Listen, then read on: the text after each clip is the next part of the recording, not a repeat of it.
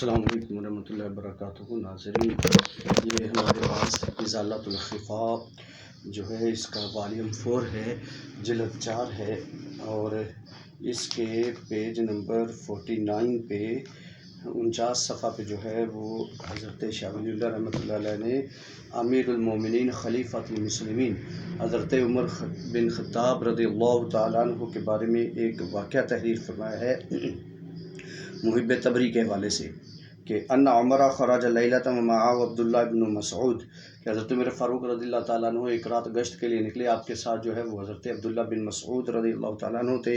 فَإِذَا هُوَ بِضَوْءٍ نَارٍ فَاتَّبَعَ الضَّوْءَ، تو انہوں نے جو ہے وہ ایک آگ جلتی ہوئی دیکھی تو وہ اس کے پیچھے چل پڑے۔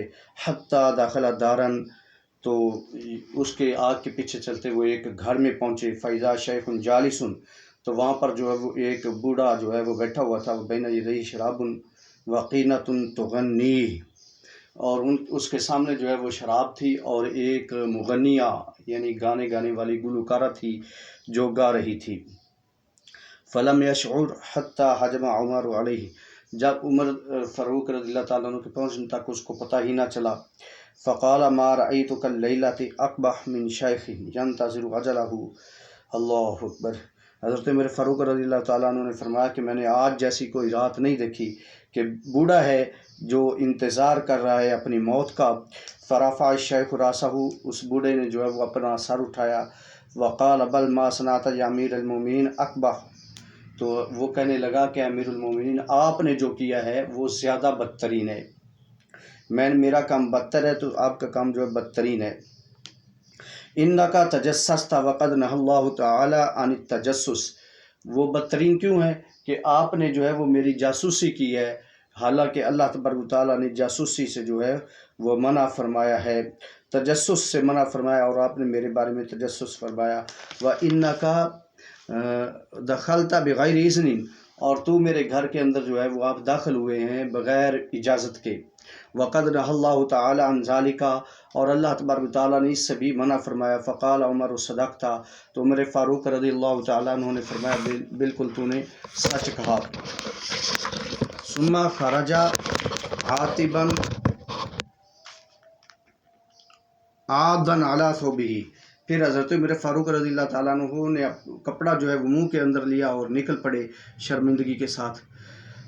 ویقول، اور یہ آپ یوں فرما رہے تھے، ثاقلت عمر امہ ان لم یغفر لہ، اگر عمر کی بخشش نہ ہوئی تو اس کی ماں کے لیے جو یہ شرمندگی کا باعث بن جائے گا۔ اللہ اکبر۔ وحجر الشیخ مجالس عمر حینا،